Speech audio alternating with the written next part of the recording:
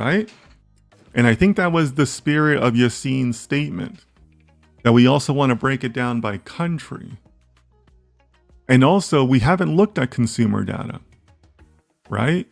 We've looked at either metadata or jewelry manufacturers and central banks, but we haven't looked at the consumer level, right? So Leo, you're bringing up a good point here.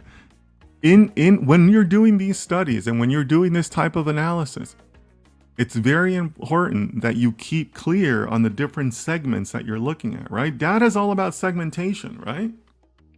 So you got to make sure you keep it in your mind to always say, okay, well, wait a minute, hold on. What segment did I look at?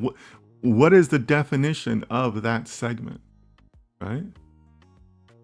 And that kind of comes back to the previous one where we talked briefly about the bars. Well, okay, I understand that they broke bars out of a segment, but who's the buyer for that? Like, who is the bars segment for? Not for your average person on the street, right? So keeping that segmentation super interesting, right? Or excuse me, super important.